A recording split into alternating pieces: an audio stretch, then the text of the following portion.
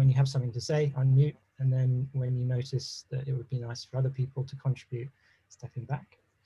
And yeah, just enjoy. Okay, I'm going to ignore that door. Let's watch a video which will frame up the whole week. Martina. Catalyst 2030 started life as a WhatsApp group among social entrepreneurs, connecting to envision real transformational change. Launched at the World Economic Forum in January 2020, it's grown into a global movement accelerating change to ensure the SDGs are reached by 2030. Fueled by passion, our 550 members working in 175 countries have collectively put in an amazing 50,000 volunteer hours, touching the lives of 2 billion people. And we're driven by values, to which we hold ourselves accountable. 2020 was a busy year, co-creating 3 reports with partners and producing one of our own. Inviting high-level guests to participate in the Catalysing Change campaign, hosting fireside chats and expert hours, which will be continuing in 2021. To celebrate our achievements, together we placed our supporters in the limelight with the first Catalyst 2030 Awards for Systemic Change. With the blessing of the Dalai Lama, we celebrated finalists and winners in the following categories: special recognition for our early supporters, individual philanthropists, donor organizations, philanthropic intermediaries, corporate organizations, bi- and multilateral organizations, and 4 regional winners in the category of national governments. And now on to Catalysing Change Week 2021. During this social entrepreneur-led event, we bring together diverse stakeholders in over 100 sessions to showcase their systems change efforts and the best practices that can accelerate our work in pursuit of the SDGs.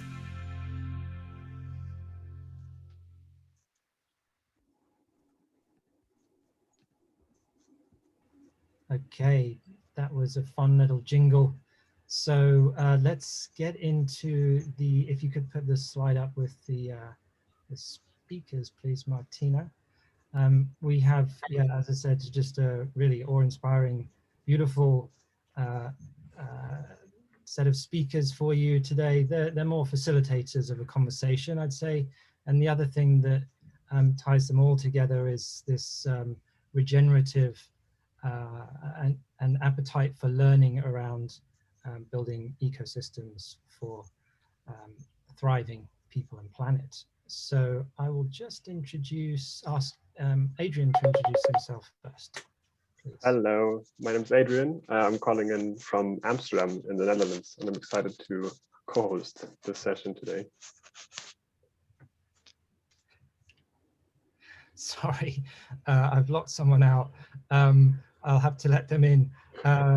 Curtis, please, could you continue introducing?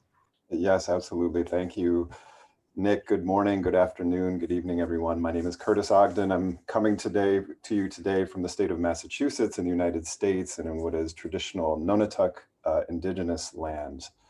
Great to be here.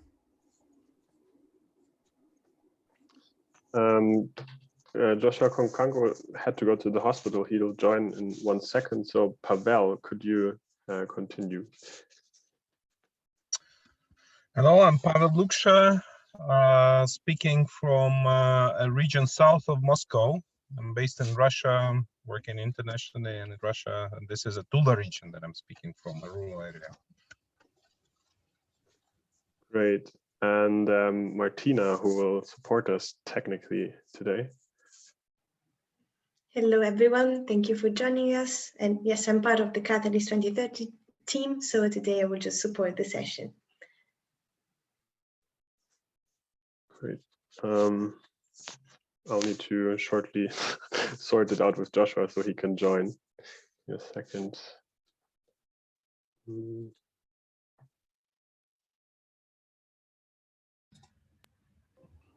While Adrian is sorting that out, please do introduce yourself. I know there are a number of people out there I recognize. I don't think I've seen you yet in the chat.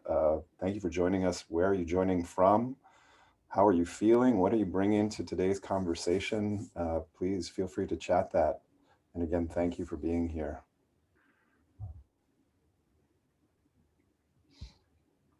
Nice to see you, Catherine.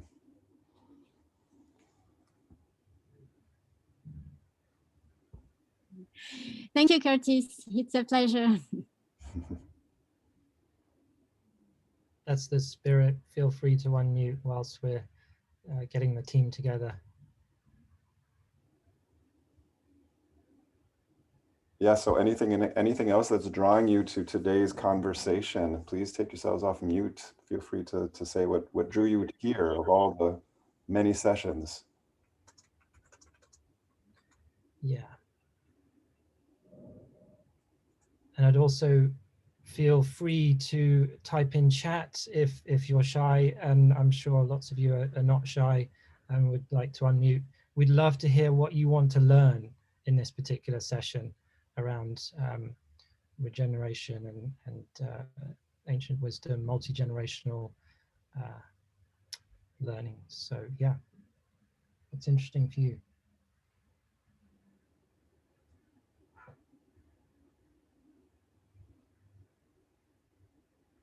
Maya, nice to see you here. Thanks for chatting. Oh, and there's our other panelists joining now.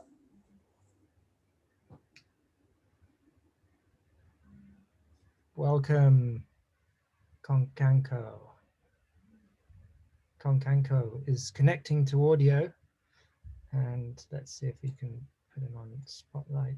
Konkankoh, we hope you are well. We're so glad you could join us. Please, could you introduce yourself very briefly, and then we'll get started with the main show.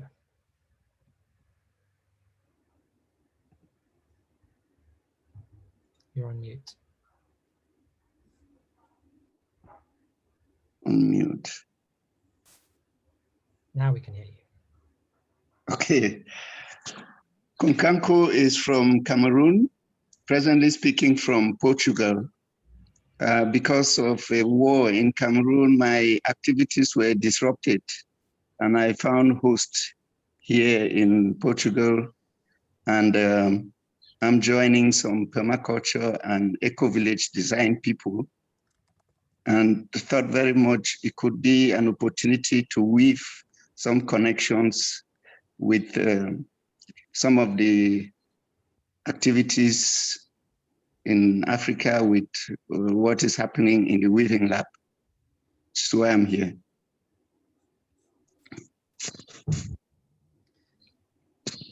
Thank you. So over to Adrian. Would you like to run us through? Yeah, sure. So yeah, we're actually starting off with Konkankoh's story, the first short story, and Pavel and Konkankoh will frame the session for us and create a shared intention. So I'd love to invite you, Joshua, to share. So we are now talking about systems change. And I thought the concept of rite of passage, which I've worked in all my life, I was initiated in a spiritual forest when I was 13. And since then, I became a trainer of trainers, initiating other people. And now there is a need to connect some of this ancient wisdom, because for us, the system was the gods, which were represented in the spiritual forest, handed the wisdom.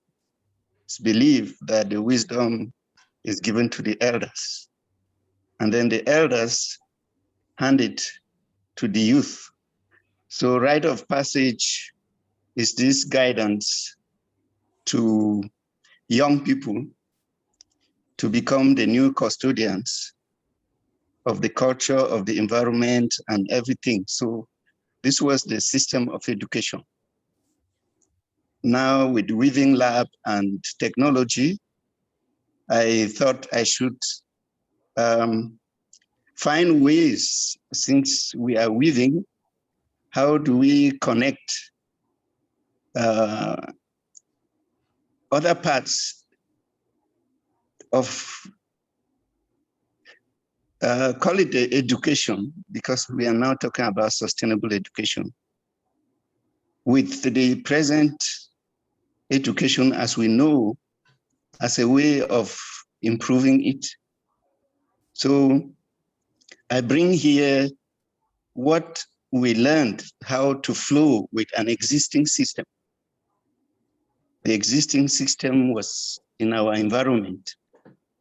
And the spiritual forest here was really the basis of life, because it could now be compared to food forests. It determined food sovereignty, our food sovereignty. And for the young people, it was about reconnecting them to this nature. And the initiation told us that nature is the physical side of God.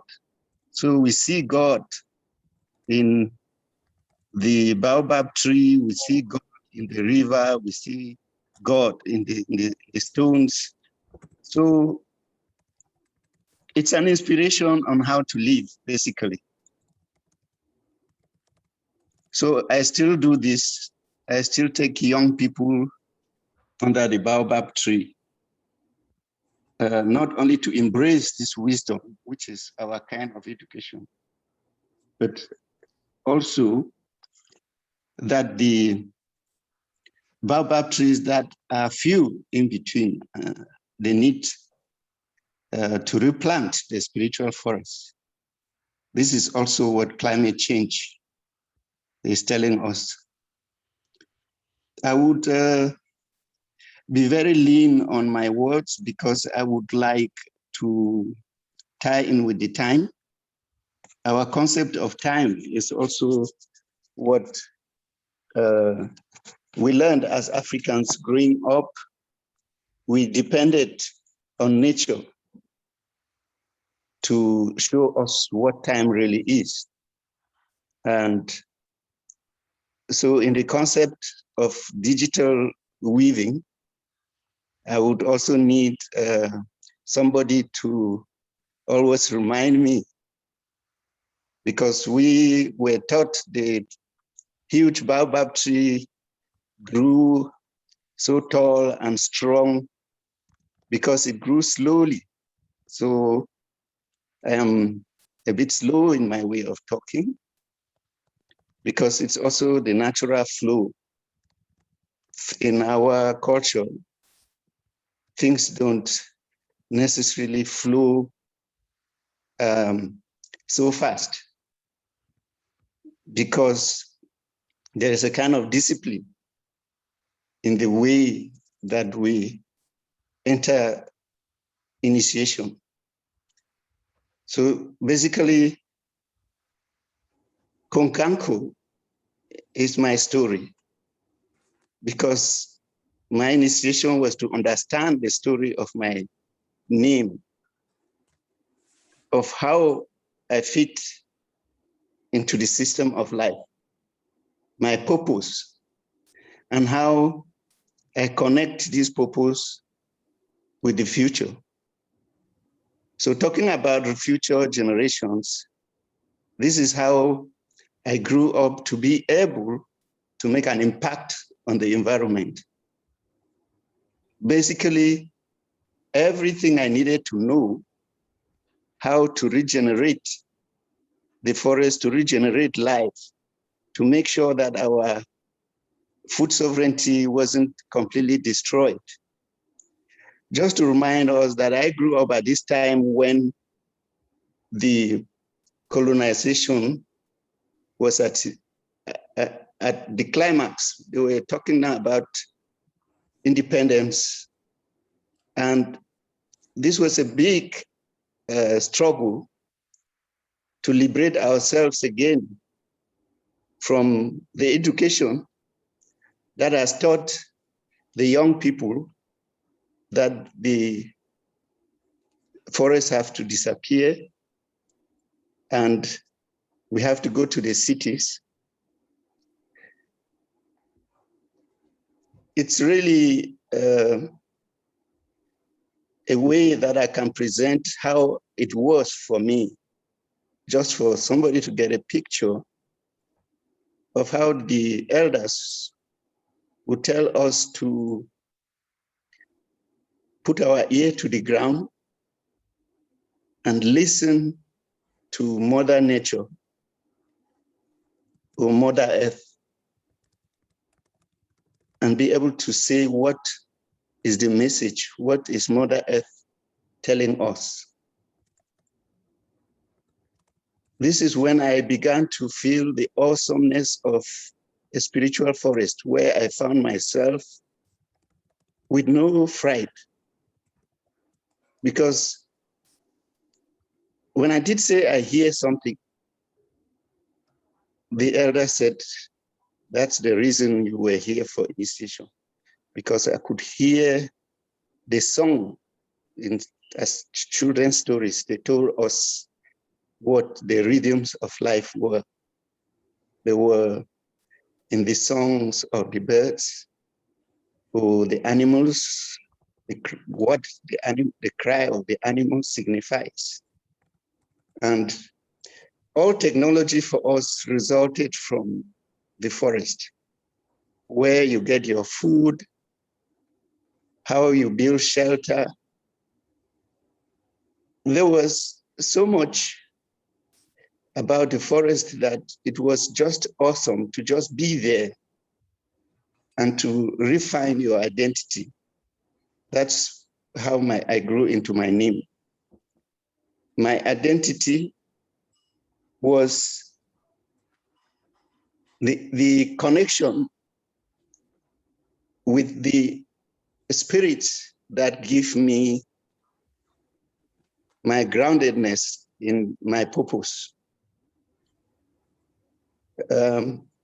So today, I'm just trying to recollect, to give you this image of what it is and why maybe initiation, maybe not in that way, but how do we initiate young people into the life that gives fulfillment, that connects the generations. So it is this cycle that can be compared, be it to the climate, to the water cycle, the life cycle, all depends on these natural spirits. For us, these were the gods. Coming today to the goal number 17, which is why I think education needs to extend, integrate, be inclusive.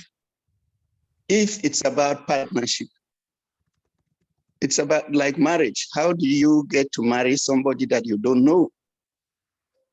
It is this groundedness that we need to know from the various cultures to be able to know whether we can make real heart-to-heart connections, not based on exploitation.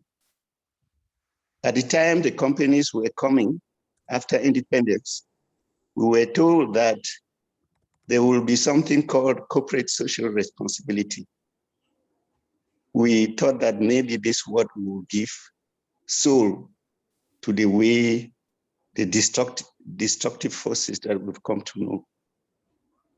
We thought that these are people who will respect our culture, because for us, having a friendship, not to talk of marriage, is about moral values. So to rebuild this reconnection, I think this is probably what weaving new social systems can bring into. Because as an African, what education actually means is a search for dignity. What is a human being if his name is taken away from him? if his culture is taken away from him, if his food, the basic thing that connects us to the earth, we are mere dust, and we eat the food that comes from our land, and then we are connected to the land. So climate change, it's also about regeneration of, let's call it today, regenerative agriculture.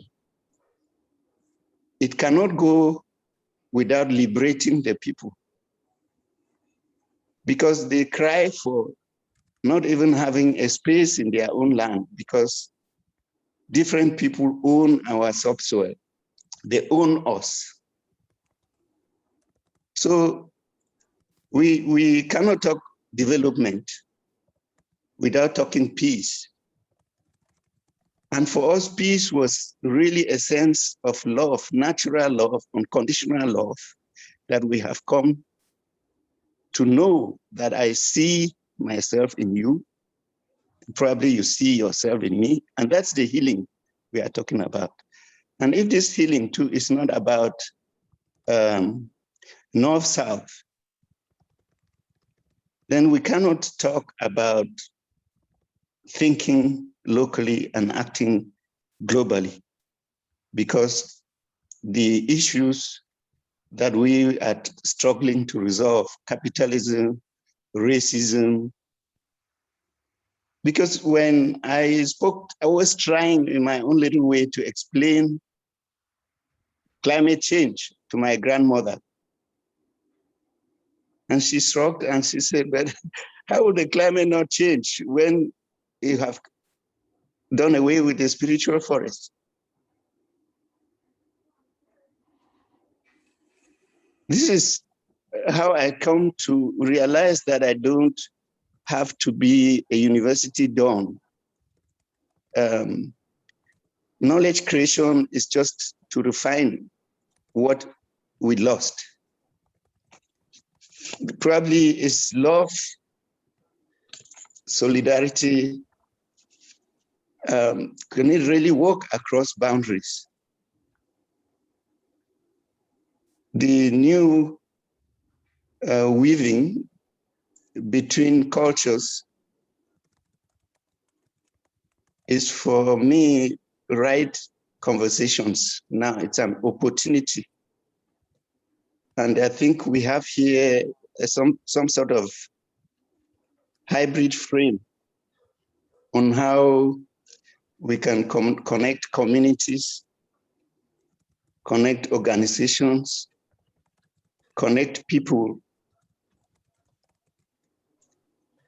in the right conversations. I cannot, yeah. Sorry, I'd love to bring this into a conversation. Pavel, you've got your hand up. I know you've been longing to add to this piece. Thank you, Konkankoh. Well, I feel like, maybe let Konkankoh finish if he has an additional statement, but I feel like it's important for us to actually move into the space where we can engage each of you, the participants of this conversation, because the intent that we held as we were moving into this, as we were preparing this session, we started by recognizing that all of us are deeply concerned with the present times, the times of crisis and destruction. And Konkankoh, your story, the story of initiation, involving of young people, building up of eco-village communities, and you managed this in the beginning, that your own village was burned by soldiers and you had to escape. This is, I think, is the essence of what many of us as change makers could experience, and you of course leave it to extreme. And I'm thinking about many more people that are experiencing these situations, like my friends in Belarus who had to escape the oppression of regime, and they were change makers that were building social systems of change, and now they're unfortunately also becoming refugees. And there are many, many more stories like this. So the question is, what keeps us going? What keeps us standing strong and working towards life rather than towards destruction? And the initiation that you were talking about is actually something that brings us into this space and opens up a possibility. And regenerative networks that become ecosystems of learning, ecosystems of human practice connected to life, are allowing this new reality to happen and actually bring that change that is needed. So we were desiring to make this workshop rather interactive than only one way transition of our stories. So as our next steps, we would like to invite you to actually share some of your stories collectively. And Curtis, perhaps you can introduce this part where we wanted to invite people into short breakouts. Yes, thank you, Pavel. And thank you, Martina, for showing the slide. And Konkankoh, thank you so much for your story that sets us up so beautifully. If we could go back one slide, Martina, just to say that part of the practice that I'm deeply engaged in as a network weaver around food systems is lifting up the necessity of doing storytelling and resonating with one another. And so as a beloved poet of mine once said, if you don't know the kind of person I am, and I don't know the kind of person you are, a pattern that others made, we prevail in the world. And following the wrong God home, we may miss our star. So we do not want to inherit these destructive patterns. We're wanting to break pattern and set new patterns. And often that is created by a deeper understanding of life and one another. So much of the wisdom that's already been shared. So the exercise we're going to invite you into in pairs is on the next slide, Martina, thank you. So this is a storytelling and resonating practice that comes out of, well, this is long-standing spiritual wisdom, but science now tells us, of course, that neurobiology is not just personal, it's interpersonal. It's how we can actually find attunement with one another. So you're going to be put in a pair with another person for 10 minutes. And in those 10 minutes, you will each get a chance to share a story. Now, a very brief story. So for 3 minutes, the first person will share a story that speaks to a time when you overcame a challenge of some kind, and that left you feeling alive, thriving, in awe. So that's the story you'll tell. The other person will listen to that story, and then after 3 minutes, we'll spend 2 minutes resonating. So reflecting back at the storyteller, what moved them, what they felt.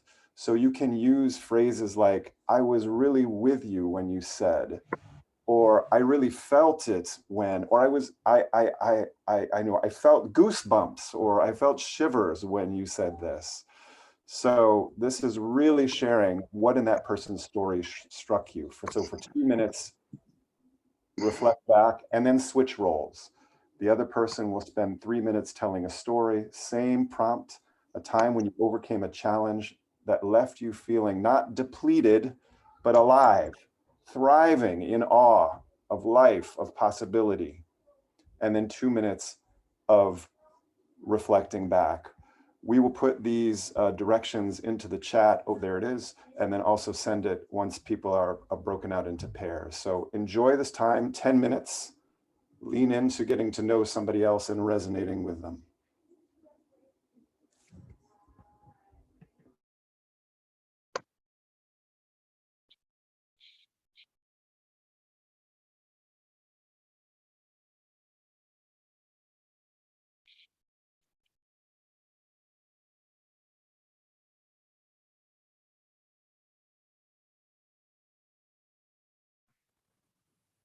Hello, Martina.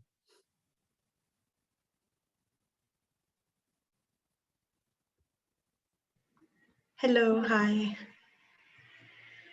Welcome back. So just wanted to spend a minute. How was that? Anyone want to offer in the chat or just take yourself off mute? How was that experience just now? May I say something? Yes. I was in the chat with Naida, and we had a wonderful experience, which started actually acknowledging that it felt kind of quite challenging to move in 3 minutes to such a story. And what happened was that, to a certain extent, instead of talking about it, we lived it. We felt challenged that it didn't feel right to do what we were supposed to do. And what we did was to acknowledge that and to open ourselves to that experience. And that facilitated a wonderful communication, which brought us eventually to ideas like systemic wisdom, and how all that system thinking that seems to look to the future closes a circle and meets all that indigenous and ancient wisdom that was derived from the experience our ancestors had and reflected, and grew their understanding about what it is to be a human being and be in connection with each other, with oneself, and with the planet. And so that emerged out of the challenge, which we answered to by opening up our hearts. Wonderful. Thank you for sharing. So I'm hearing in the prompt about a challenge was a challenge to work with the time. And with that constraint, you found wisdom in 10 minutes. In 10 minutes. So wonderful. Serendipity, isn't it? And that can be so wonderful. It can be. Thank you. Is there one other person who would be willing to share? One other person. Christina Sayson told us a beautiful story of her challenge and how she overcame it, very much influenced by Konkankoh's calm, gentle wisdom. I see a connection between the two of them, one from Indonesia and one from Cameroon. So it was a real lesson in how to bring cultures together. So it was very Andrea, beautiful. I'm sorry, I'm from the Philippines. I beg your pardon, Christine. From the I just wanted to correct. Philippines and Cameroon. Wonderful, thank you. Well, thank you for the correction, and thank you for the sharing, Andrea. Yes, the new weaving between cultures, as Konkankoh shared earlier. So, well, much more to explore there, certainly, and we are going to move on. So I'm going to just briefly share a little bit more about my story, and then Pavel will do this as well. And this is in the spirit of both modeling, but also giving you a sense of where we're coming from. So we each have our own initiation rites. And so there is that question about what are the modern day initiation rites and what are the adult initiation rites? And really, I think life is telling us that there are all kinds of opportunities around us right now as we live through these crises. So I grew up in the city of Flint, Michigan. Some of you may have heard of it. It has a water crisis going on currently, a dying industrial city, a multiracial city, a multi-class city. I grew up in this very much working class city in a very integrated neighborhood, and got to know people across all kinds of lines of difference in my public school, race and class and ethnicity. If we go on to the next slide. So that was one of my initiation rites. I also grew up and continue to experience mental illness through my mother. She has been mentally ill since I was 5 years old. And that experience, while it has been hard, has been a source of aligning with another aspect of life, which is the pain, which is the suffering. And so I was not shielded from that growing up. It was key to my initiation. And we go on to the next slide.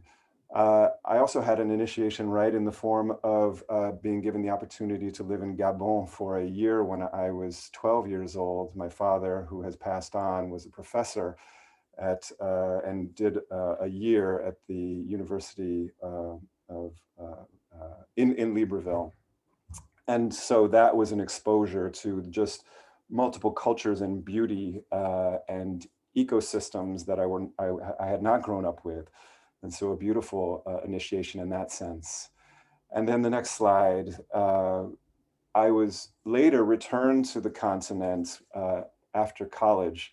I was in Zimbabwe and worked at Silvera House, which is an amazing education center rooted in the practices of training for transformation, which some of you may know, and also has a permaculture demonstration garden.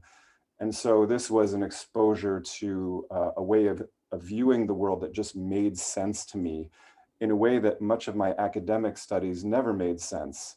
This was truly grounded in life. And then if we go on to the next slide, speaking of life, I had another experience that broke me open visiting my best friend from university who grew up in Juneau, Alaska. And this is a picture of Juneau.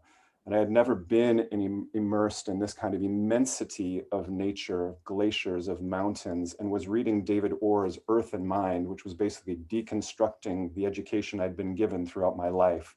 So another cracking open. And then if we go to the next slide, I was actually raised in part by a grandmother who worked at the Cornell Ornithology Lab, not because she was a scientist, she actually had a very low paying job, but she invited me into the wonder of birds, which I didn't appreciate until a day when I was 26 years old, walking in the city of Boston in a park, when the birds just showed up in multitudes, and I was totally overwhelmed by their sounds and their colors. And I actually wept. It was very unexpected, but it was another breaking open, another layer coming off. And then lastly, more recently, if we go to the final slide, I've spent the last 3 or 4 years finally coming to grips with and dealing with my own childhood trauma around my mother's mental illness, which allowed me to really break down and do deep embodied practice, which was terrifying and painful and ultimately has been rewarding because it now allows me to feel much more deeply and broadly. And so this is what I just wanted to offer in terms of my layers of initiation into becoming a regenerative warrior for life, love, learning, and laughter. And so I'm going to turn it over to Pavel. Thank you, Curtis. It's a touching story. And the way I wanted to tell my story is a little bit different, but it's also sort of deals with a childhood experience and some traumatic events that a lot of young people like me had to undergo a few decades ago. So when I was a young kid, I wanted to really contribute and make a positive impact. And I was born in the Soviet Union, and the dream of many people in Soviet Union was actually was like the final frontier of the humanity, was to contribute to space age and to help humanity become the next stage humanity. And when I was a kid, I felt like I have to contribute to this. I have to become someone who helps humanity expand in the universe. And so I dreamt of becoming an engineer that would make spacecraft for all of humanity to make opportunities to go to Mars and beyond. And then, so I was quite certain when I was a kid to what I'm going to do. And I was surrounded by really amazing educational experiences that supported me in this. And then in 1991, Soviet Union collapsed, and for this whole idea of human transition into next stage humanity was abandoned for decades. And the religion that was sort of undertaken was the idea of global capitalism and liberalism, and the idea that we just need to focus on human well-being. And I was trained as an economist, and became very successful in my career, but I felt like it wasn't the right way to contribute. And 2008 was like a wake-up call. The big financial crisis showed me that really this whole economic system is focused on extraction, and it's focused on neglecting long-term processes that are establishing the very fabric of our life. And who is suffering? The main, let's say, agents that are actors that are suffering are next generations and humanity and the planet itself. So next slide, please. And that's began my quest, which was like that I felt like it was needed to help people regain understanding of what is ahead of us, and look into the future ahead of us and help us self-initiate ourselves into this future. And so we created a number of methodologies that were based on foresight, but they were focusing on community dialogue and collaboration, and we really catalyzed thousands of people, leaders, to work together, and particularly in education and future of skills, but also beyond in technologies, in urbanism, and so on. That was the last decade of my work. Next slide, please. But increasingly, I felt that this has to be about young people and they're empowering them to be who they are supposed to be, to live to their full potential by helping them, helping education become more experiential, more person-focused, and as vertical as focused on vertical growth as it could be. And part of my personal story is that I recognized that there are so many luring voices like sirens inviting us into many futures for the humanity, but really the one that is central one is to reconnect to ourselves, to each other, and to planet. And the big part of this awakening for me was reconnecting with indigenous wisdom in different parts of the world, in South America and in Siberia, with traditional cultures that are bearing this knowledge. And so for the last 5 or 6 years, as I was going into global education, I realized that we need to learn and reconnect with the ancient wisdom of our ancestors for the future. Next slide, please. And so presently, I'm trying to hold a number of, let's say, initiatives that are as holistically as possible, try to transform certain regions, primarily in Russia, regions like Altai Mountains or Kamchatka, which have indigenous population, yet are moving towards possible, inspiring future. And elements that we need to embrace there is to build up regenerative economies and learning ecosystems, also coupled with technological and social innovation development, and participatory involvement of groups of people that are locally living there and take ownership and responsibility for the earth they live upon and their own communities and their own relations. And like Louis said in his sharing, it's about remembering who we are and recognizing that love is the answer. Thank you.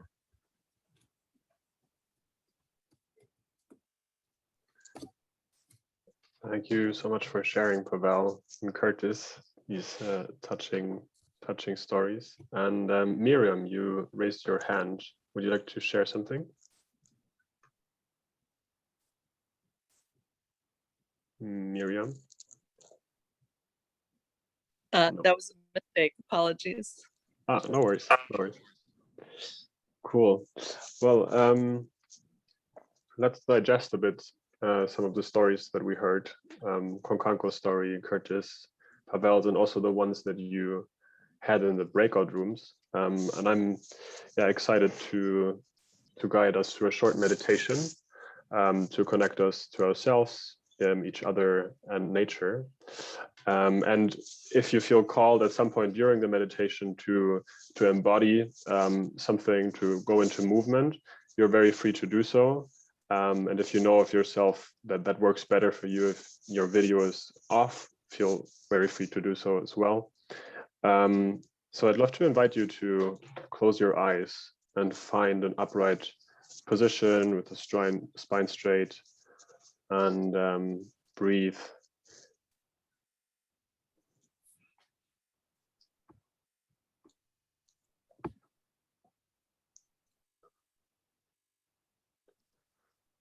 And to arrive in the present.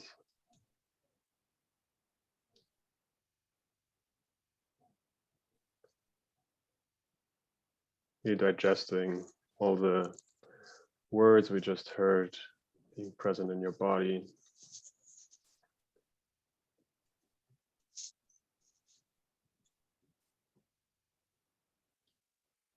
And giving yourself the allowance to slow down for a bit. All leading busy lives, and we all deserve a step back from time to time.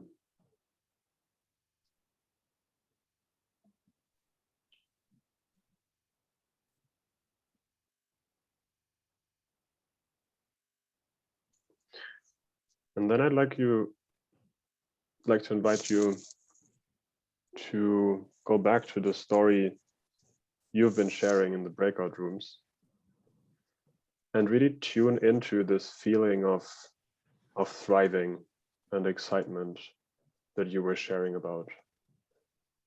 How did that feel in your body?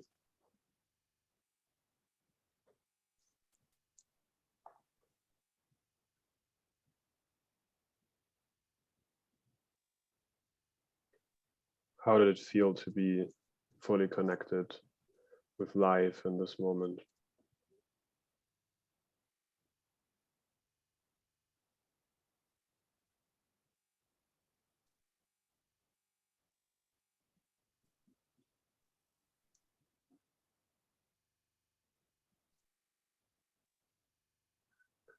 And see if you can expand that feeling of thriving that you had in the past and bring that into the present moment.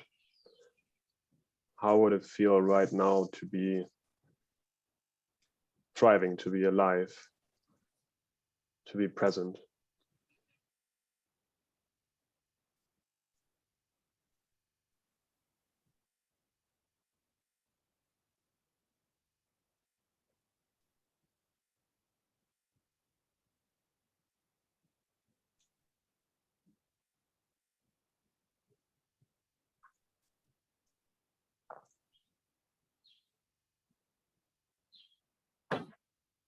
And to support you in that, I'll share a first verse of poetry. A verse for our tender, strong beings, for us to fully see what life invites us to be. Audacious, wild, and free.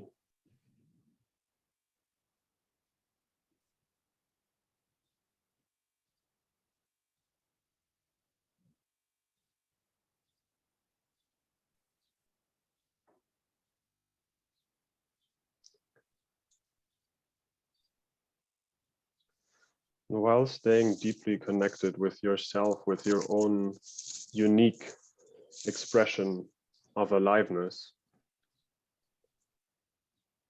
Tune into how it was when you were sharing to be connected to this other person, this other human, and their story.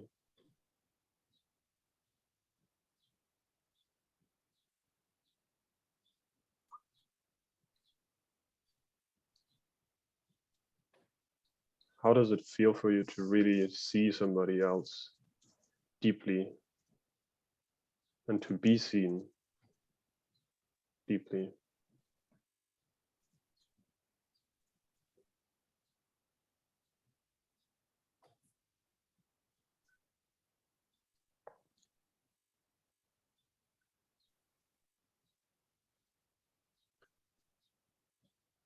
And by that, we're really connecting to what unites us in all of this beautiful diversity that human life has to offer.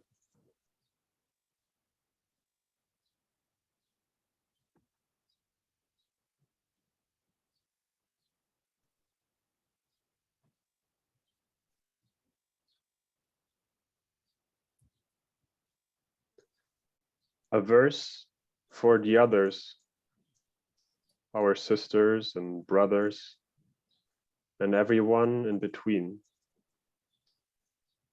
Let us be keen to heal and thrive together and seal our pact to strive in this enlivening endeavor.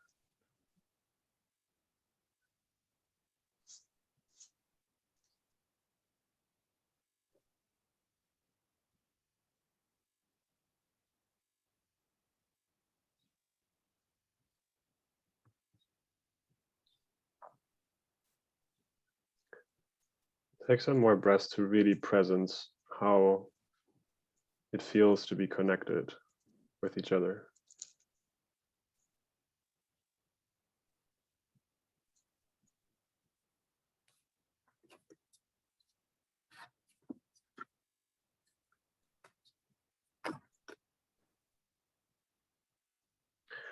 And then, while still being connected with yourself and others, let's take some time to connect with the natural world. All the species, flora and fauna that you find in the deep forests, on the mountaintops, on the roaring rivers. Feel how it makes you drop into wonder and awe to be outside.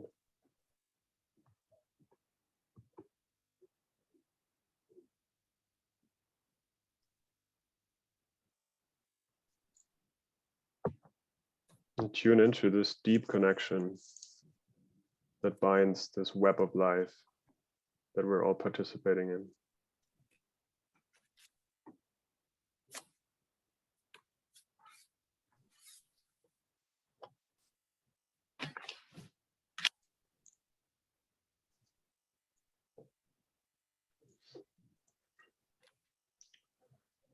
A verse for the majestic nature, the awe we feel for gorgeous glaciers, the strength there is in every seed, once the soil and sun it meets.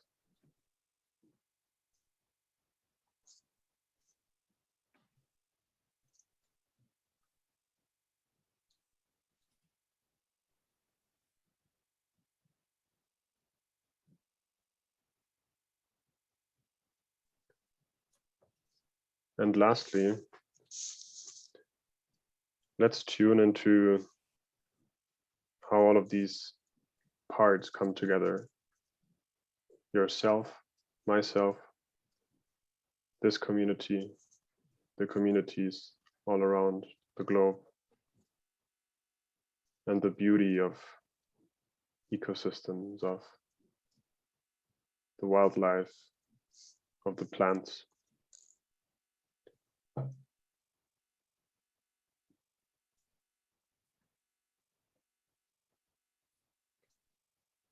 To realize that it's not separate, that we're not separate from all of this beauty.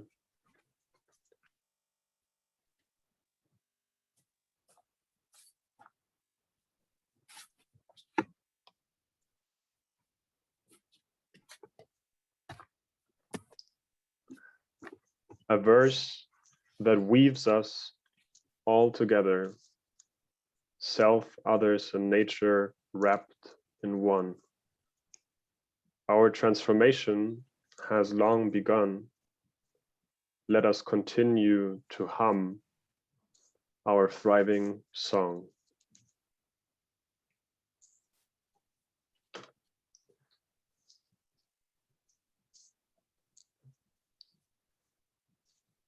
And I invite you to take 3 deep last breaths to anchor this experience in your body.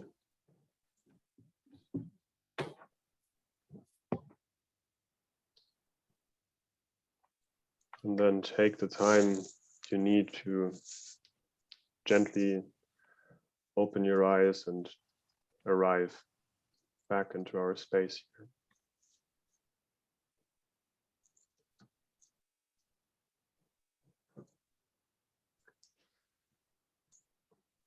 Welcome back.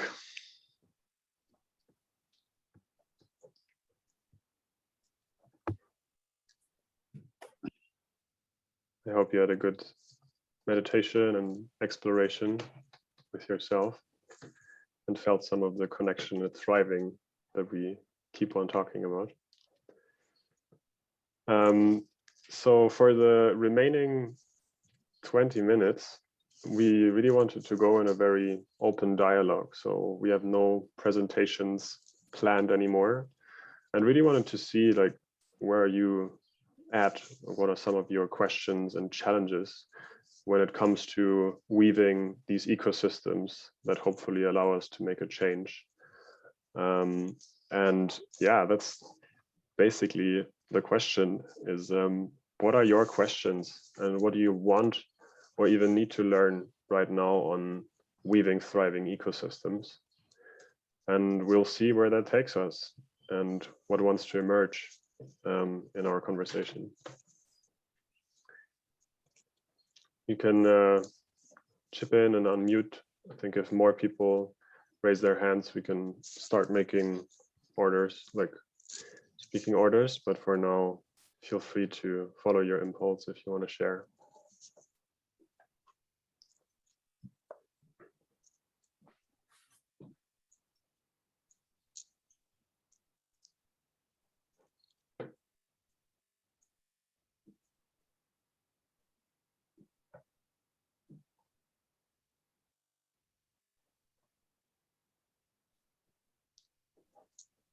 And perhaps as something that we had in mind as a framing intent for this part of conversation, and hopefully it was conveyed by some of our stories, is the question: how do we reorganize our systems of learning and our systems of relationship to be life embracing and life supporting, and life with small l and capital L to all life? So how can we make that? And the intent for us to come together is not only to share our stories, but to see all of us being present here as part of this emerging network, where each of you is holding a node in that emerging network. So with that intent, let's discuss what we can do.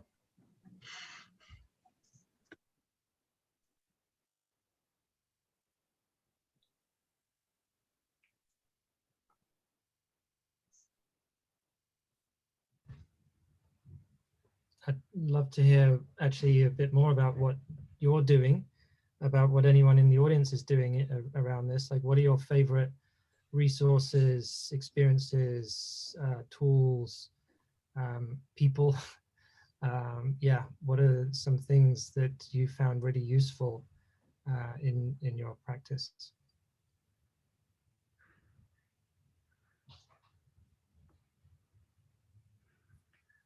Christina, for me, has raised her hand. It's okay, Konkankoh, go ahead. yes, we are in this context of systems change. And for me, the question is always, what system are we changing? The system that made us, or the systems that we are making, that we made and we are making?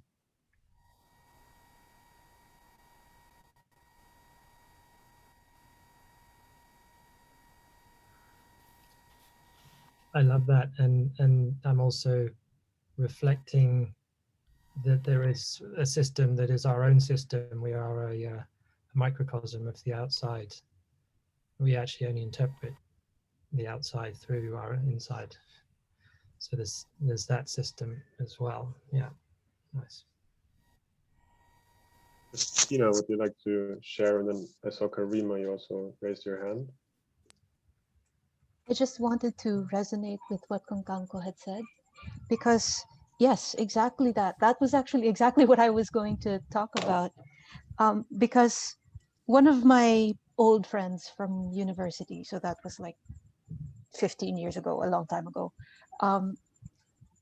she is doing, or is trying to figure out how to do decolonial education. And she touched on how pre-colonially people learned with one another. And that was through communities, through an active and deep engagement with one another, so that there was a deep relationality. And what you learned wasn't, you have to sit down and you have to learn explicitly. No, you learn by living. And in relation to that, the system that we are creating here in this little corner of the universe, I think, will need to change with us changing. There is a need for critical engagement and a readiness for the self to learn. Yeah, that I think was the point that I wanted to make. And I think Konkankoh introduced it so well. So thank you so much.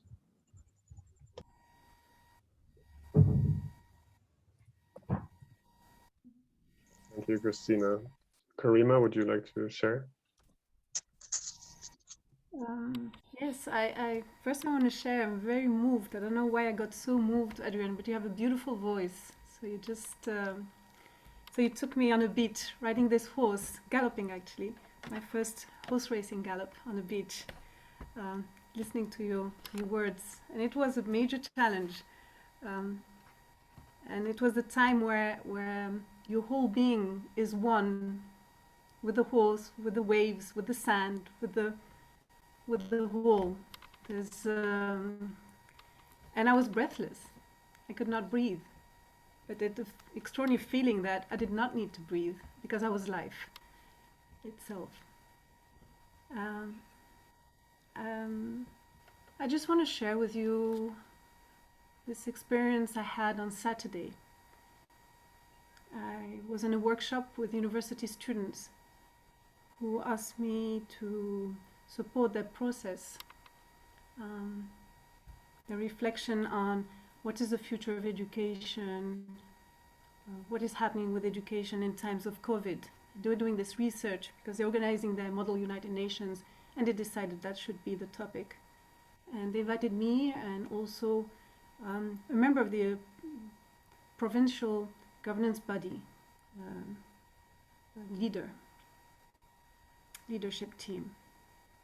And as we were co-facilitating this workshop, we had together the higher education and the high school, and the higher education and the education system, together, reflecting with students, with this leader from the education system, reflecting on education system, the COVID. After a while, a student comes from the next door high school and tells me, "We are waiting for you. Can you please come and join us?" And there were like over 100 students. And this school, we've had like over 4 years, 5 years partnership relationship, deeply human partnership relationship. And they were all sitting in a very large circle, very, very, very large circle.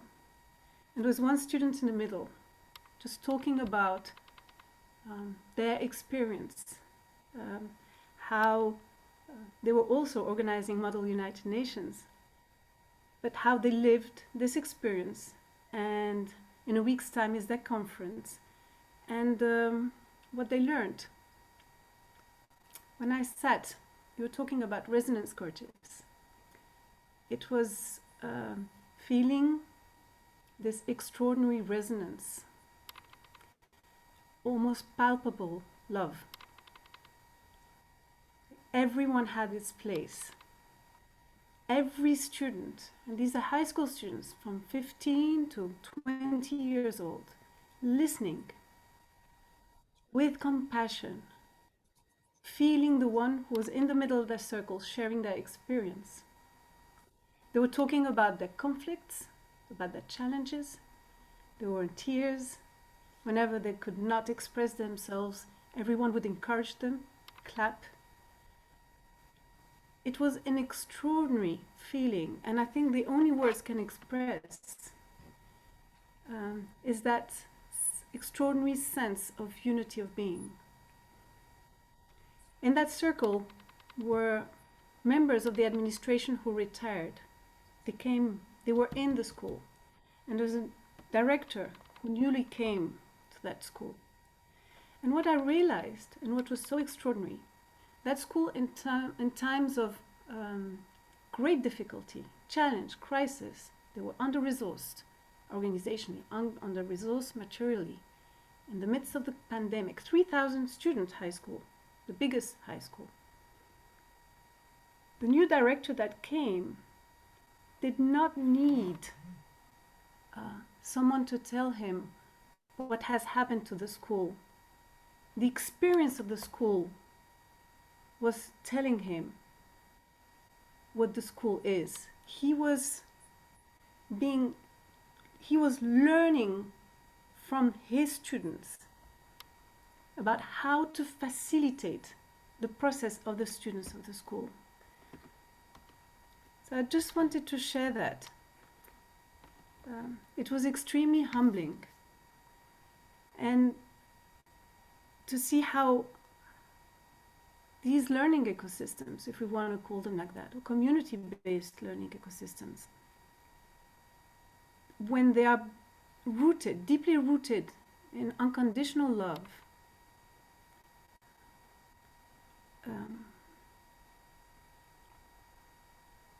they have a life of themselves. They go beyond time and space.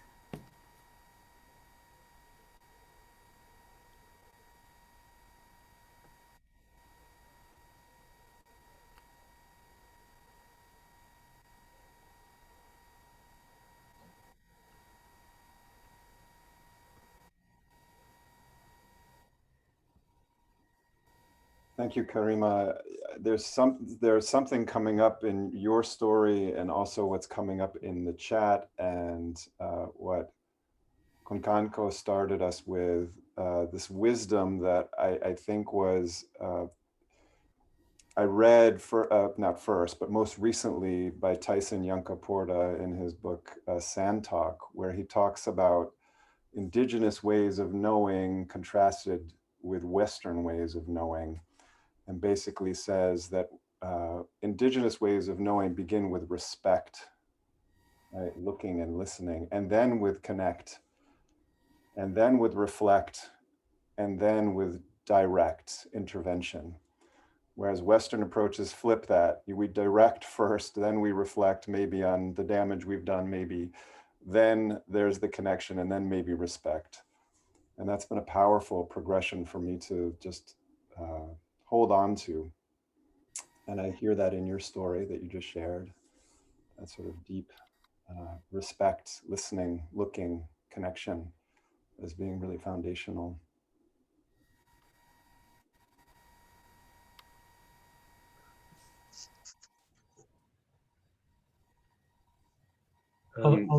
Mary, you raised your hand. Would you like to share? Yeah, thank you. Thanks, everybody.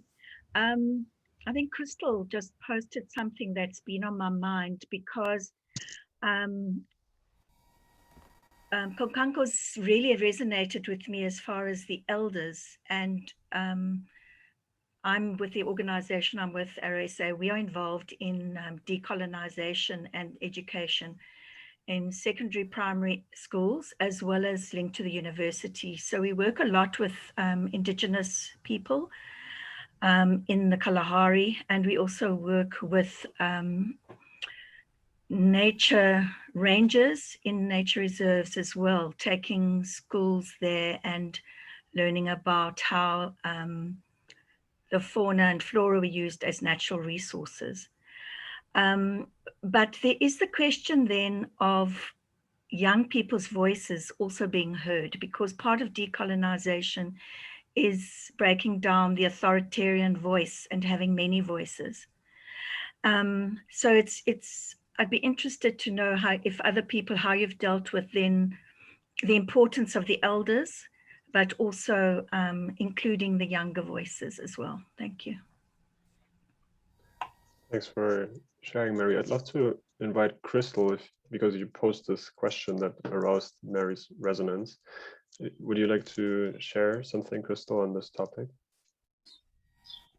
Yes, I can talk a little on that, because as a young person and working with an organization that is focused on young people, I've come to understand that most of the young people shy away from doing things because they feel that, I mean, it's said every day and almost everywhere that they're creating more spaces for the young people to give them the ability to speak more. But are those things they say, are those solutions they propose actually taken into consideration? That is where the question comes in. And sometimes they are, but the resources to support these young people who are seeing things differently, because another big challenge that I've had working with young people, but also with communities, and the difference with the young people and the elders is, in as much as we understand that traditional wisdom is very important, but the times have changed and things have evolved. So the young people see things from a slightly different perspective based on the realities that we have today. So how do we actually make those young people understand that as their voice counts, and actually we want to hear what they have to say, but we also want to try what they are proposing, has been a big challenge so far. So being part of this, I would really like to know how do we actually push for that to happen? How do we get resources channeled to solutions that are targeted by the young people, solutions that are being pushed forward by the young people to try alternatives? We're talking about alternative education, alternative agriculture, but how do we actually get these young people to feel confident to make their propositions and to step forward to say, oh, this can actually work?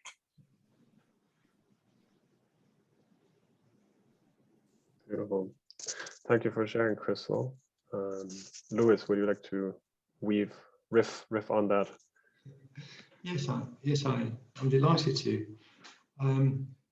What resonates with me following the conversation and knowing that the entire Catalyst 2030 is very much looking at impact and systems change, I came to wonder, where to do we want to change systems? And it seems to be it's kind of a progressive, future-oriented direction in that. And what came to resonate with me a lot, especially out of the work together with Karima and Tamkeen, was to look for the humanizing systems as a direction for the systems change, and not to get entangled in a competition of ideas, say, oh, my idea is better than your idea, and my idea on permaculture or decolonizing or whatever is better than yours, and this is why we go with my idea, and to let go of all that and explore what it means to reconnect to our humanity and to our human potential, to sense, to feel. We went through that wonderful meditation. It is exactly calling for that, and go to or allow for epistemic humility, to let go of the knowledge that we think we arrived somewhere. What we can do is to grow our understanding about our human potential, our creativity, our humanity, and do small steps and grow our understanding, knowing that we never arrive at, about a body of knowledge, certainly at a body of experience that we reflect, that we share, that we resonate with, to look for the beauty that it means to be a human being and to be alive in connection with each other and the living planet and yourself, starting from the self-compassion, which I found in your meditation, Adrian, and they're seeing how these barriers dissolve, like decolonization. Oh, it's just colonization with a D in front of it. It's still looking at something that gets into our way, and those divides between north and south. Aren't we the same kind of humanity? Is the West and the East and the South, are these different human beings? But to allow ourselves to go there, and yes, acknowledge the different experiences that we had and learn from them to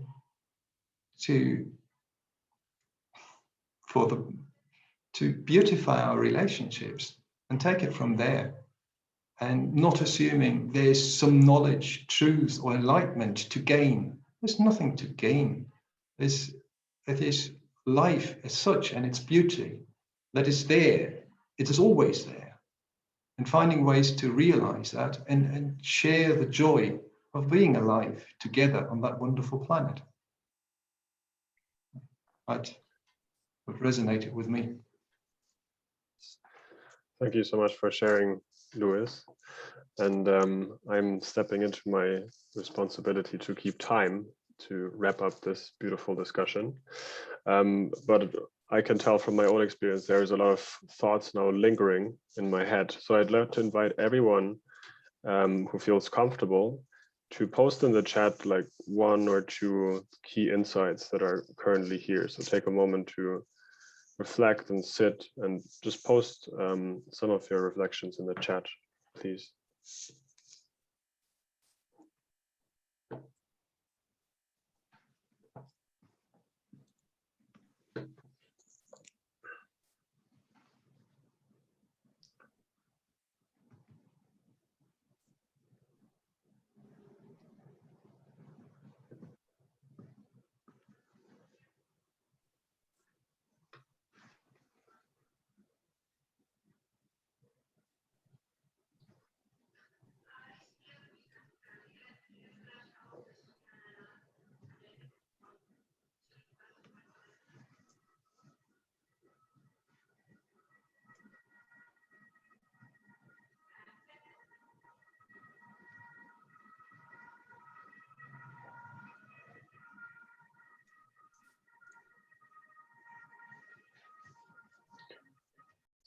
So I'm seeing, Curtis, we must reclaim our own versions of the spiritual forest, love economy from Konkankoh. Pavel, to regrow. Nick, like that loop of respect, connect, reflect, and direct. A lot of sifting through for Miriam, thinking how we can learn from this. A very long share from Christina to read through. Being Gaia from John. Struggle as well as connection is a type of connection. Listen to the ground in our hearts for guidance and inspiration. Beautiful. So many threads from Kristen, indeed. We've heard a lot of threads. I'd love to thank everyone for showing up in the way that you did, and for participating and sharing your story and being open to this experience. Thank you so much, Konkankoh, for sharing your story at the beginning. Thanks so much to Nick, who has made this possible from the Catalyst side, who did some really great support, as well as Martina, who was tech facilitating today. Curtis, who also stepped into vulnerability and shared his beautiful story, and Pavel, who is inspiring ecosystems wherever he goes. I invite you to take away your own call of action. You know best where to go with this. We had 3 things in mind, especially hearing Konkankoh stories. I think it is really important to offer really concrete support for those who cannot participate right now, who maybe don't even have an internet connection or a safe place to come to these sessions, to make the voices of the unheard heard, and shift our mindset to really remember ourselves and our cultural natural heritage, to step into deeper trust and interconnection, and to keep on building our alliances to foster these learning ecosystems and weave more interconnection. So having said that, thank you so much for coming out, and I wish you a really wonderful day.